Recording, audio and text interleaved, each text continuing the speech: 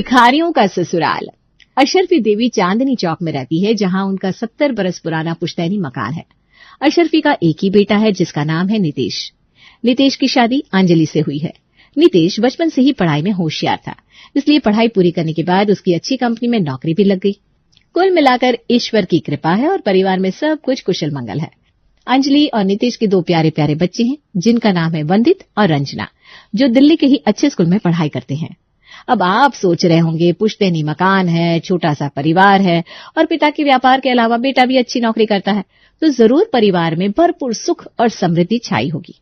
लेकिन क्या वाकई ऐसा है? क्योंकि कोई भी कहानी परफेक्ट तो कभी होती ही नहीं, है ना? हमारी कहानी लिखते समय भगवान ने सबके जीवन में कुछ न कुछ ट्विस्ट एंड टर्न तो बनाई ही है। तो चलिए जानते हैं आज की कहानी का ट्विस्ट क्या है। अशरफी देवी सिर्फ नाम की अशरफी है, लेकिन स्वभाव से एक नंबर की कंजूस मक्खी चूस औरत है।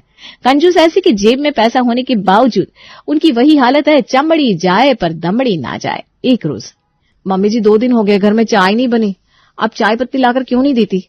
अरे चाय पत्ती खत्म हो गई है तो पड़ोसी के यहाँ से मांग ला, क्या बिगड़ जाएगा अगर थोड़ी बहुत चाय पत्ती इधर उधर से मांग लेगी तो? माँ जी, ये कोई अच्छी बात है क्या? हम क्या भिखारी हैं? कभी चीनी मांगने पहुंच जाते हैं, कभी चाय पत्ती। अरे मोहल्ले में हमारी कोई इज्जत है कि नहीं? अरे चुप कर, पता है मुझे कौन से रजवाड़े की राजकुमारी है तू। मैं भी तो सुबह सुभद्रा बहन के यहाँ जाकर चाय पी कर आई, मेरी रात तो नहीं कटी। अब तुझे चाय पीनी है तो अपनी चाय का इंतजाम खुद कर ले, मेरा दिमाग मत चाट। मैंने तुझे रास्ता बता दिया, अब उस रास्ते पर चलना है या नहीं चलना तेरी मर्जी। पता नहीं कैसे मंदगढ़ के खानदान में शादी हो गई मेरी। घर में कोई सामान खत्म हो जाए तो बाजार से लाने की बजाय पड़ोसी से मांगने के लिए कटोरा पकड़ा देते हैं ये लोग। इससे तो अच्छा किसी गरीब घर में मेरी शादी हो जाती, कम से कम गरीब लोगों में गैरत तो होती है। ये तो बस नाम की अमीर है और गैरत के नाम पर इनके पास कुछ है ही नहीं। बहू अंजलि आज बहुत गुस्से में थी, क्योंकि आज महीने की 25 तारीख थी। 22 तारीख को ही घर में चीनी खत्म हो गई थी और उसके बाद जब उसने सासू मां को चीनी लाने के लिए कहा तो उन्होंने कटोरी थमाकर उसे मिसेस गुप्ता के घर का रास्ता दिखा दिया। बेचारी मरती क्या न करती। चीनी तो मिसेस गुप्ता के यहाँ से मांग लाई थी, लेकिन 3 दिन बाद आज जब चाय पत्ती खत्म हुई और एक बार फिर से पत्ती मांगने के लिए माँ जी ने उससे कहा, तब तो बहू के गुस्से का ज्वालामुखी फटना ही था। शाम के समय सुनते हैं, अरे मैं पूछती हूँ क्या फायदा आपकी नौकरी का? कहने को लाखों रुपए के पैकेज पर नौकरी कर रहे हैं आप, और हालत हमारी रास्ते के चलते भिखारी से भी बढ़कर है। पता नहीं किस मनहूस घड़ी में आपके घर में लग्न हुआ था मेरा। अंजलि, मैं अभी तुम्हें पढ़ी लिखी समझदार औरत समझता था, लेकिन हरकत तो तुम भी अनपढ़ गवार वाली कर रही हो ना। तुम्हें समझ में नहीं आता। पूरा दिन पति काम से थक कर लौटा है और तुम आते ही अपनी सास बहू की पंचायत लेकर बैठ जाती हो। अरे कम से कम चैन से 1 गिलास पानी तो पिला दिया करो। हाँ, तुमसे तो 5 मिनट भी अपनी माँ की करतूत सुनी नहीं जाती। मुझसे पूछो ना, मुझे तो दिन के 24 घंटे उनके साथ बिताने होते हैं। मेरे बारे में भी तो सोचो कि मैं कैसे बर्दाश्त करती हूँ ये सब। जानते हो ना, मुझे चाय पीने की लत है और चाय के बिना मेरा गुजारा नहीं है।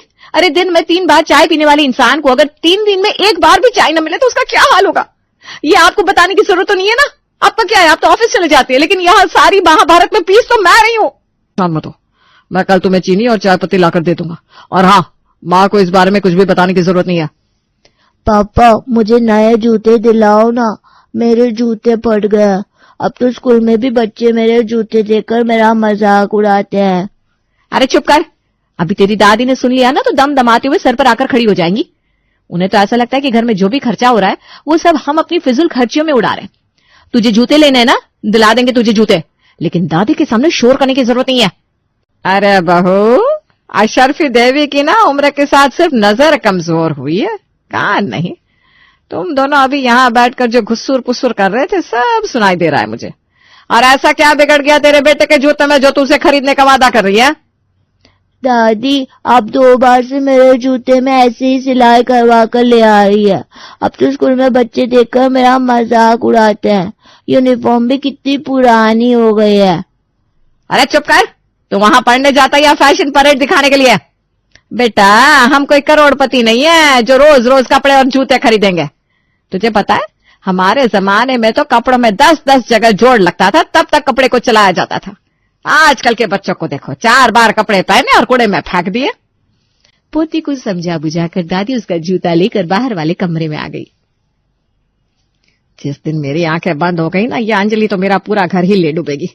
इतने सालों में जो 4 पैसे मैंने बचाए हैं, अगर इसके हाथ में पूरे घर की जिम्मेदारी दे दी तो 4 दिन में लुटा देगी सब कुछ।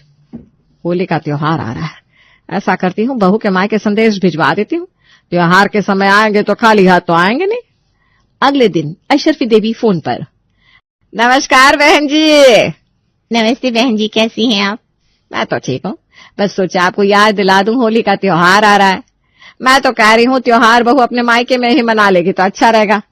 बच्चे बिना काफी दिन से नानी के घर नहीं गए तो इसी बहाने वो भी खुश हो जाएंगे। अरे वाह बहन जी वाह, ये तो आपने बहुत अच्छी बात कही। ठीक है, मैं ऐसा करती हूँ, कल ही सूरज को भेज देती हूँ। अब होली में दिन ही कितने रह गए हैं, बच्चे को लिवा ले जाएगा। अगले दिन बहू अंजलि का भाई अंजलि और उसके बच्चे को लेने के लिए उसके ससुराल पहुंच गया। जैसा कि अशरफी देवी ने अनुमान लगाया था वैसा ही होता है। त्योहार के समय बहन के घर आते समय सूरज फल, मिठाइयां, गुलाल और रंग के अलावा और भी काफी सामान लेकर आया था। शाम तक बहू अपने मायके के लिए निकल गई थी। बहू के जाने के बाद चलो, बहू के मायके जाने से एक बड़ा खर्चा तो टला, वरना अभी होली पर नए कपड़े दिलाने की डिमांड शुरू कर देते सबके सब। अब नानी के घर जाकर होली मनाएंगे और नानी से ही खर्चा भी करवाएंगे। इसी बहाने हमारे भी त्योहार का सारा खर्चा समधन जी के आए हुए सामान से ही निकल जाएगा। इसे कहते हैं एक तीर से दो शिकार। अशरफी ने बड़ी आसानी से बिना खर्चे के होली का त्योहार बिता लिया था। कुछ दिन बाद अशरफी के दूर के रिश्तेदार उसके घर आते हैं। माँ जी, हमारे लिए तो आप कभी कोई ढंग का खाना बनवाती नहीं, लेकिन अब मामा जी के लिए तो कुछ अच्छा सा भोजन बनाना पड़ेगा ना, या आप कहे तो उनके लिए भी दाल और चटनी बनाकर रख दूं। अरे हाँ, ठीक है, पता है मुझे कि कोई मेहमान चाहे बिन बुलाए क्यों ना आए, खर्चा तो उसके आने पर करना ही पड़ता है। मैं अगर 1 रुपया का खर्चा करूंगी ना तो 10 निकलवा भी लूंगी, तू देखती जा।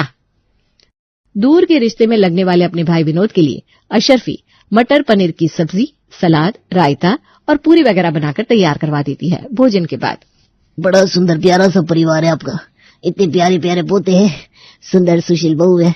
सच्ची आपके घर आकर मेरा मन प्रसन्न हो गया। चलते हैं, फिर कभी इधर से जाना होगा तो आपको फिर दर्शन देंगे। बच्चों जल्दी आओ, देखो तुम्हारे दादाजी जा रहे हैं। जल्दी जल्दी आकर पैर छूकर अपना अपना शगुन ले लो।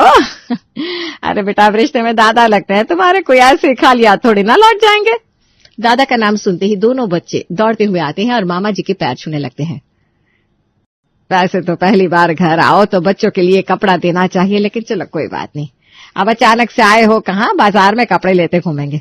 आप तो बस 1100 बच्चों के हाथ पर रख दीजिए।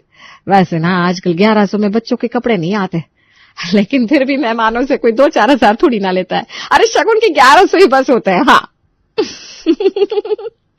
अशरफी की बात सुनकर बेचारे मामा जी ठगे से रह जाते हैं और शर्मिंदा होकर दोनों बच्चों के हाथ में 1100 रुपए निकाल कर रख देते हैं। अरे बहू अपने मामा ससुर से पैर छूकर अपनी मुंह दिखाई तो ले ले बेटा, शर्मा मत। मेरी शादी को तो 10 साल से ज्यादा हो गए, अब मुंह दिखाए की कोई जरूरत नहीं है। अरे नहीं बहू, बिल्कुल ठीक कह रही है जीजी। आओ, तुम्हारा भी तो हक बनता है। हालांकि सास के मुंह से ये बातें सुनकर अंजलि को बेहद शर्म आ रही थी, लेकिन ये कोई पहली बार तो था नहीं। अशरफी देवी पिछले 10 सालों से यही करती आ रही थी और अब तो सास की इस तरह भीख मांगने की आदत बहू अंजलि बहुत अच्छे से जान चुकी थी। कुछ दिन बाद अरे भाग्यवान, इतना पैसा आ रहा है घर में, सारे पैसों पर तुम कुंडली मार कर बैठी रहती हो। बेटे की तनख्वाह, मेरे व्यापार से आने वाला गल्ला, सब तुम्हारी तिजोरी में बंद है। मैं पूछता हूँ, हम बाप बेटों को ढंग के कपड़े भी पहनने को नसीब होंगे कि नहीं? तुम्हारे राज में मेरी पैंट तो बिल्कुल गल गई है। अब चाहे जो हो जाए, मुझे नए कपड़े चाहिए बस। कैसे बात करते हैं जी आप भी? आपको क्या लगता है कि मुझे आपके और आपके बेटे की कोई चिंता नहीं है? अरे सिर्फ आप और आपका बेटा ही नहीं, बहू और मेरी साड़ी भी आएगी और 1 रुपया खर्च भी नहीं होगा। पूछो कैसे? फिर कोई टोपी पहनाई होगी तुमने किसी को। अब तुम्हारी तरह टोपियां पहनाने का गुण हमारे पास तो है नहीं। तुम ही बता दो भाग्यवान की कैसे। अरे मेरे भतीजे के बहन की लड़की की शादी है ना, 3 दिन बाद वहां चलेंगे हम सब। वहां पर विदाई में मुझे शादी की साड़ियां और जोड़ मिलेंगे। बस उसी से अगले 6 महीने का इंतजाम हो जाएगा हमारा, और क्या चाहिए। अरे तुम्हारा दिमाग तो ठिकाने पर है। हम लोगों को तो सपरिवार न्योता भी नहीं है वहां जाने का, और तुम वहां से साड़ी और जोड़े लाने के ख्वाब देख रही हो। मैं वहां पर अपनी बेइज्जती कराने के लिए नहीं जाने वाला। तुम्हें जाना है तो जाओ। ऐसा है महाराज, अगर आपके ये कुतुब मीनार जितने ऊंचे सम्मान के साथ चल रहे होते ना हम लोग, तो आज चने फांकने की स्थिति में होते। ये मेरा ही शासन है कि आज हमारे पास 2-2 दुकान है, इतना बड़ा घर है और सब फल फूल रहा है। और कौन वहां गिनती करने बैठा है कि 1 आदमी का न्योता था या 4 का? आप सब लोग चल रहे हैं मतलब चल रहे हैं, मुझे इसमें कोई बहस नहीं चाहिए। बेचारे ससुर जी की पैंट पूरी तरह से गल चुकी थी। अब अगर नई पैंट चाहिए थी तो शादी में जाकर बेशर्मों की तरह जोड़े तो लेने ही थे। इसलिए अपना आत्मसम्मान ताक पर रखकर पूरा परिवार दूर के रिश्तेदार की शादी में शामिल हो जाता है और विदाई में साड़ी और जोड़े इकट्ठे करके घर ले आता है। घर पहुंचकर देखा आपने, मैं कहती थी ना हींग लगेगा ना फिटकरी और रंग चोखा ही चोखा। अरे बहू, तेरी भी नई साड़ी आ गई है। अब खबरदार जो 6 महीने तक तूने नया कपड़ा खरीदने के बारे में बात भी की तो। दादी ये गलत बात है। जहाँ पर भी हम जाते हैं हर जगह बस मम्मी पापा और आप लोगों को ही कपड़े मिलते हैं। हम लोगों को नए कपड़े कब दिलवाएंगे आप? अरे बेटा, तुम लोग नानी के घर जाते हो ना, तो नानी के घर जाकर मांगा करो। देखो बेटा, जितना हक दादी पर होता है उससे 2 गुना अधिकार बच्चों का नानी के ऊपर होता है। इसीलिए तो तुम्हें साइकिल, घोड़ा, गाड़ी, कपड़े जो कुछ भी चाहिए सब अपनी नानी मामा से मांगा करो। अकेली दादी कितना खर्चा चला पाएगी, है बेटा? अरे हम भिखारी हैं क्या कि मेरे बच्चों को किसी भी चीज की जरूरत होगी तो वो जाकर नानी मामा के आगे हाथ फैलाएंगे? मुझे समझ में नहीं आता, हम लोगों का कोई आत्मसम्मान नहीं है क्या? क्या फायदा है आपकी इस कमाई का जब हर चीज के लिए हमें दूसरों के आगे हाथ फैलाना पड़ता है? मैं तो कहती हूँ छोड़ दीजिए नौकरी और कटोरा लेकर हम सब परिवार चौराहे पर भीख मांगना शुरू कर देते। कम से कम भिखारी बनकर भीख मांगेंगे तो इज्जत तो नहीं जाएगी हमारी। नितेश जानता था कि पत्नी जो भी कह रही है वो एकदम सही है, लेकिन अशरफी देवी के सामने कहाँ किसी की चल पाती थी। शाम का समय था। नितेश और उसके बाबूजी अपने काम से घर पहुंचे तो देखा घर में सभी लोग नए नए कपड़े पहनकर तैयार बैठे हैं। क्या बात है, आज कहीं पार्टी में जाने का इरादा है क्या? सब लोग तैयार नजर आ रहे हैं। आज मैं बाजार सामान लेने गई थी ना, उधर गेस्ट हाउस पे मैंने देखा कि पार्टी की जोर शोर से तैयारी चल रही है। बड़े दिन हो गए बेटा ये दाल चटनी खाकर एकदम बोर हो गई हूँ, तो बिना फटाफट से तैयार हो जा। आज हम सब लोग वहीं जाकर मुफ्त की दावत खाएंगे। आपके कहने का मतलब क्या है? क्या आपको ये नहीं पता कि दावत किसके यहाँ है? और तब भी आप बेगानी शादी में गेस्ट बनकर सिर्फ खाने के लिए जा रही हैं। बचपन से ही तुम्हें ऐसी ही शादियों में खाना खिलाकर लाती रही हूँ ना, तो आज ऐसी कौन सी विशेष बात हो गई जो तू इतना नाटक कर रहा है? अब मैं छोटा बच्चा नहीं रहा हूँ माँ कि कहीं भी सूट बूट पहना कर आप मुझे खाना खिला लेंगी। मैं ऐसे मुफ्त की दावत उड़ाने के लिए नहीं जाने वाला। मैं घर में बैठकर दाल रोटी ही खा लूंगा। बेटा अभी इतना बड़ा भी नहीं हुआ है, तो चलता है कि नहीं? पापा चलो ना, कितने दिन से पनीर जलेबी रसगुल्ला नहीं खाया। मेरा तो केक खाने का भी बहुत मन कर रहा है। बच्चों को अच्छा खाना खाने के लिए तड़पता हुआ देखकर बेचारा नितेश मन ना होते हुए भी चुपचाप तैयार होकर उनके साथ पार्टी में पहुंच जाता है। पार्टी में पहुंचकर सभी लोग खाना खा रहे थे, तभी एक आदमी उनके पास आकर खड़ा हो जाता है। माताजी माफ कीजिए, लेकिन मैंने आपको पहचाना नहीं। अरे हम लड़की वालों की तरफ से है ना, इसलिए आपने हमें नहीं पहचाना होगा। क्या कहा? लड़की वालों की तरफ से? अरे वो जो लड़की की माँ है ना, उसकी बुआ की मासी हूँ मैं। झूठ बोलते शर्म नहीं आती आप लोगों को? शक्ल से तो इज्जतदार लोग लगते हैं, लेकिन इस तरह की छोटी हरकत करते हुए शर्म आनी चाहिए आपको। आपकी जानकारी के लिए बता दूं, इस पार्टी में ना लड़की वाले हैं ना लड़के वाले। ये एक बर्थडे पार्टी है जो मेरे 5 साल के पोते के जन्मदिन के लिए हमने ऑर्गेनाइज की है। उस आदमी की बात सुनकर माँ और नीतीश के पैरों के नीचे से जमीन ही खिसक गई थी, लेकिन असली तमाशा होना तो अभी बाकी था। तभी अचानक से नीतीश को एक आवाज सुनाई देती है। ये तुम्हारी फैमिली है क्या? नीतीश ने पीछे घूमकर देखा तो उसका चेहरा सफेद पड़ गया। सामने उसका बॉस खड़ा हुआ था, इसलिए उसको समझते देर नहीं लगती कि ये बर्थडे पार्टी उसके बॉस के बेटे की ही है। नितेश, इतनी कम सैलरी भी नहीं मिलती तुम्हें ऑफिस से कि तुम्हें इस तरह से बिना बुलाए लोगों की पार्टी में जाकर खाना खाना पड़े। रहने दीजिए पापा, इन लोगों को गेस्ट ही समझ लीजिए। ये मेरे ही अंडर में काम करता है। और हाँ, अब आ गए हो तो खाना खाकर ही जाना। और नितेश, पढ़े लिखे बंदे हो यार, कुछ तो अपनी इज्जत का ख्याल रखो। आगे से ऐसा काम मत करना। Take care. पार्टी में जो भी तमाशा हुआ था उसके बाद तो मानो नितेश के लिए जमीन में गड़ जाने वाली स्थिति पैदा हो गई थी। अब तो एक भी निवाला किसी के गले से नहीं उतर रहा था और वो सब लोग वापस अपने घर लौट आते हैं। घर आकर, अरे ऐसा मनहूस सा मुंह बनाकर क्यों घूम रहा है? तेरी माँ नहीं मरी, अभी जिंदा है। अरे ठीक है ना, हो जाता है कभी कभी हादसा। उसके सदमे में जीना तो नहीं छोड़ देता इंसान। ए बहू, चल फटाफट से खिचड़ी बना दे। उस कमबख्त ने तो पेट भर के खाना भी नहीं खाने दिया, सारा मूड ही खराब कर दिया। अशरफी देवी ऐसे बर्ताव कर रही थी जैसे इस घटना का उसके ऊपर कोई प्रभाव ही ना पड़ा हो, लेकिन घर के बाकी सदस्य मानो सदमे में आ गए थे। अरे बेटा, इतना सीरियसली नहीं लेते, और वैसे भी तेरे बॉस की पार्टी थी, वहां तो तू जा ही सकता है।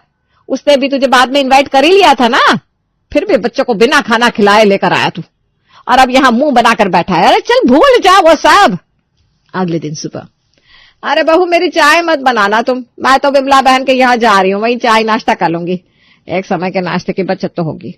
इतना कहकर अशरफी पड़ोसन विमला के यहाँ पहुंच जाती है। पड़ोसन के यहाँ अशरफी ने अभी चाय का कप उठाया ही था कि तभी उसकी बहू टीवी में एक वीडियो चला देती है, जिसमें अशरफी और उसके परिवार को पार्टी में बेइज्जत किया जा रहा था। बहू, ये क्या चला रखा है तूने?